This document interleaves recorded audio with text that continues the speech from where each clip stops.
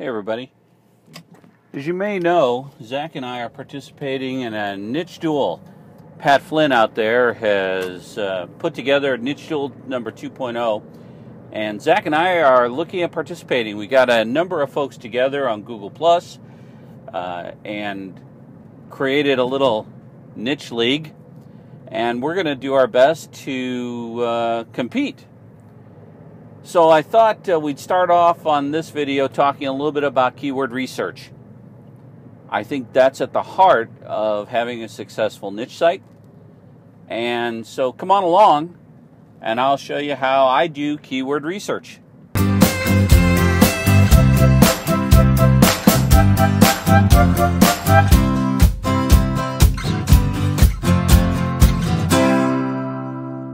Thanks for joining me. Let's talk a little bit about how I determine if I want to go into a particular niche.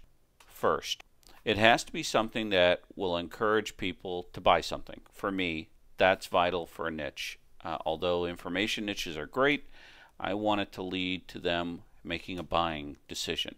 2, it has to have an exact match domain. If I cannot get an exact match domain, in other words, where I don't have to add anything before or after my keyword, I will move on. I won't grab that niche and I'll go grab something else. I'm not saying that that's grabbing that HQ at the end of your niche is evil in any way. It just, I want to give myself every edge, and I consider that an edge. 3, I have to get into the top 10 of Google for the niche to be successful. So I base my strategy on whether or not I feel I can get into that top 10. 4, the estimated monthly value of that particular niche has to be one that will make it a profitable decision because I consider my niche sites part of my business. 5, the months to break even must be lower than 20 for me on a site. Will it take me less than 20 months for me to break even and start making profit? If it will not, I move on. And I'll show you how to do that here in a little bit. Okay. So, how do I get inspired? Well, let's just go over a few of the places that I look at. Okay, as I mentioned, I want to have something that will encourage people to buy, so I tend to look at ideas that would make a person make a buying decision. Here's my first one usually, Amazon.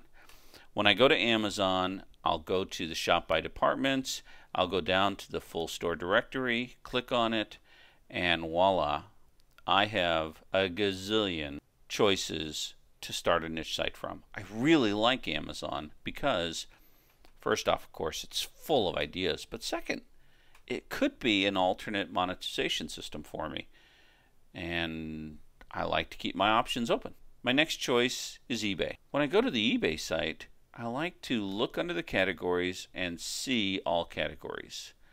Here I have a full list of categories that I can kind of start niching down on. It's a great place to grab ideas, and again, the ideas that are on here tend to move people towards the idea of buying something, and that's what I'm looking for. My third site is the massive list of hobbies. I love this site because it has this complete list of hobbies, including a long list of collecting hobbies. And these hobbies, again, give me an idea of what I could set my niche for. There's more than one. Wikipedia has one of these also. My fourth site is 43things.com. 43things.com is a place where people can log in and start a list of goals that they want to accomplish. And once you start looking at these, such as invest in a mutual fund, set up weekly planning menu, learn French, these are niches. People are telling you their pain points. Pain points lead to great niches. Have normal sleep hours. Be more aggressive. This is a great place to hang out and grab niches. This is one of my personal all-time favorite places to grab ideas. A couple months ago, I backed a Kickstarter campaign where an artist was making a print. And the print was all the devices that Wile E. Coyote tried to use to kill the Roadrunner. You would be amazed how many niches Wile E. Coyote discovered. Next place I like to go to is the top 100 lenses on Squeedo. This little boy gives you a whole list of ideas as you look down them. From Seth Godin's internship to my favorite juicer recipes, the best HGTVs, etc. My next list I like to go to is shopping.com. I go up to shopping by department and I go down to see all. Shopping.com has an amazing list of possible niches to get into. Sometimes the idea is so obvious you may not even notice it unless you really take a second and look around you. After I go through those sites and look around my own life, I put everything into a list.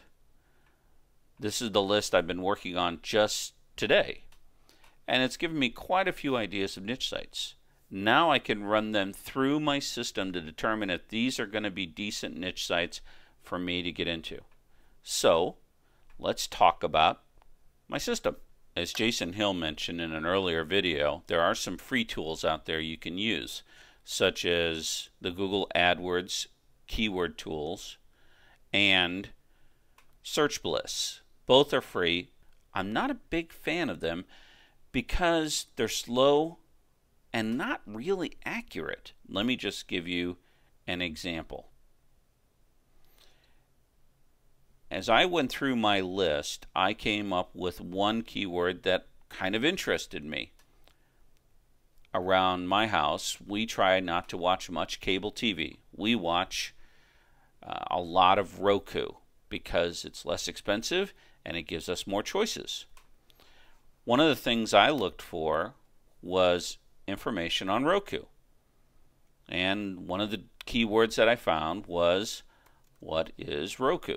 When I take what is Roku and run it through the Google keyword tool, I find out that it has 4,400 local monthly searches and an approximate cost per click of 45 cents. When I take that exact keyword, what is Roku, and run it through Search Bliss, it tells me that this is manageable, but there are 33 million sites that talk about what is Roku. Most folks at this point will say, that's going to be tough. I use Longtail Platinum. I'm a big fan of this. It is a tool put together by a buddy of mine, Spencer Hawes. He's at nichepursuits.com. And this tool that he has created is amazing for doing keyword research.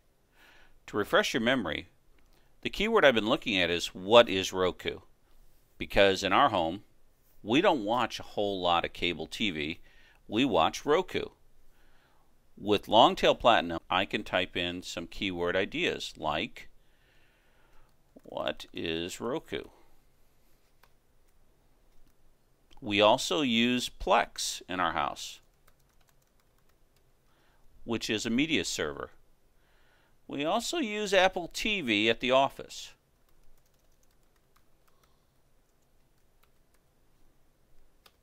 I'll do those three right now. I'm going to set my match type to exact. These are my defaults.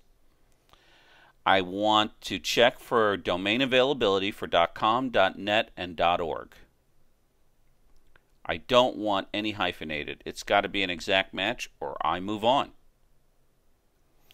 I want my average local searches to be at least 2,000, my cost per click at least 35 cents, and the number of advertisers at least 35.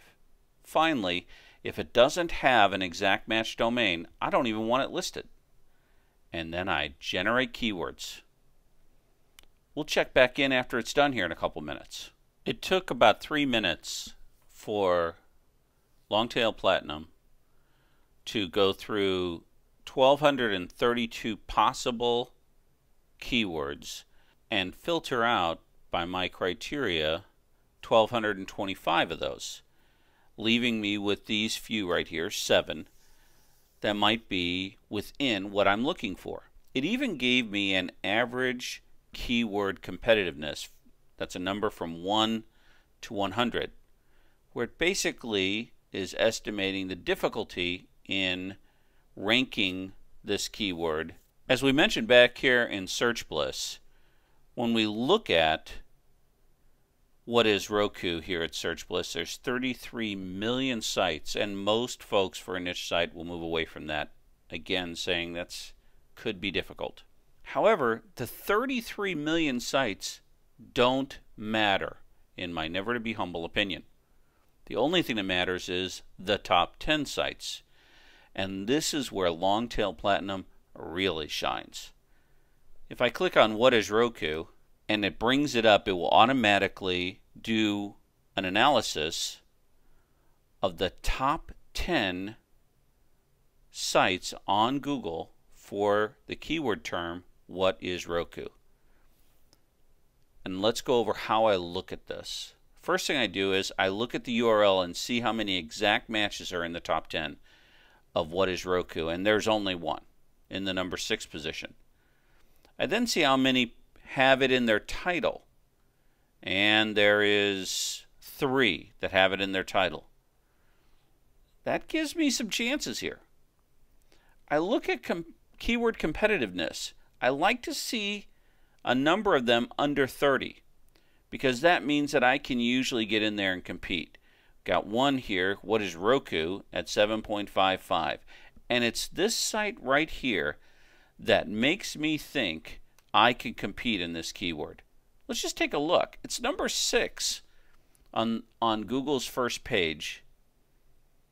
It has 1 for a page authority, has no page links, no juice links. That means no links from what would be considered Web 2.0 kind of sites. It has a domain authority, but of only 1, so nothing there. Its Moz rank is a 0. Its page rank is a 0. And it's only been around for 6 months. It's on the front page of my keyword, and it's only been around for 6 months. And when I go to the site by clicking on it, it's just okay. It's got a few posts, no question about it. It talks about the models on a second page. It's got a video linking to it. And it talks about the channels. I can do better than this. I can build something better than this and rank better than this site. And when I know that, I think I have a winner. As I look, the whatisroku.org is available. So I'm going to reach out there and grab that. And that's going to be my niche site. I actually think it's going to be more than that. I think there's enough here, especially enough secondaries, to do more than just a niche site. But I want to check one last thing before I reach out there and buy that, and that is I want to figure out how much will this site be worth if I can beat that other site and get into the number 5 position. For that, there's another tool online that I like to use. If you're into niche sites and you're not listening to the Empire Flippers podcast and reading the Empire Flippers blog, well, then you're not into niche sites. Justin and Joe run EmpireFlippers.com, which used to be AdSenseFlippers.com. These guys know this business. They do a great job. I highly recommend utilize them whenever you can. One of the items they have on their website is a niche site profit calculator. You fill in the blanks, and it's going to tell you roughly what that niche site should be bringing in a month. And if you're going to outsource some of it to build it, it's going to tell you when you'll break even. So let me take a second and put the numbers in. We'll be right back. So I took a second and put in the numbers. Where did I get these numbers? I got them from Longtail Pro. There's 4,400 exact searches locally per month. The exact match cost per click is 45 cents. Total number of content pages. The more content pages you build out, the more likely you are to rank, and the more likely you are to get some success. I'm going to build at least 10 pages, so that's what I put in. The estimated CTR is the estimated click-through rate. What percentage of people visiting your site are likely to click through? This is a WAG, but I'm going to estimate about 5% will do click-through on this site. What is my estimated position on the first page of Google? I'm figuring I'm going to be number 5 at least. I can beat that site that's number 6. I plan on at least making number 5. cost of building the website. I'm going to throw in 200 bucks. I'm going to outsource some of this content. I'm going to do a lot of it myself. I'm going to figure total 200 bucks for me to be able to build this, with buying the domain, with its portion of the hosting that it's going to have to pay for, with my time, with the VA's time for building some content, $200. And now I'm going to calculate out how that's going to look. All right. It gives me a low, a mid, and a high estimate. On the low estimate, I should make at least about $8.91 a month, and it could be as much as $14.85 with what I've given it so far, which means I could have 22 months of break even all the way down to 13 and a half months. That's a little high for what I like to see. So I'm going to make some changes to this system. I'm going to up the amount of content I'm going to put into 15 pages. And man, that makes a difference. I like how this looks now. My low estimate is I'll break even in 18 months. My high estimate is I'll break even in 10 months. That's what I like to see. I think I've got a winning niche site. So, what's next? I grab the domain and I start building out my site. But that's another video. I hope you learned something from this. I hope you can take it and do something with it. I'll put a link to every one of the resources that I mentioned below the video in the description, and you can also find it on our website at www.roamingstartup.com. Thanks, guys. Wile E. Coyote used rocket-powered roller skates. That might be a niche.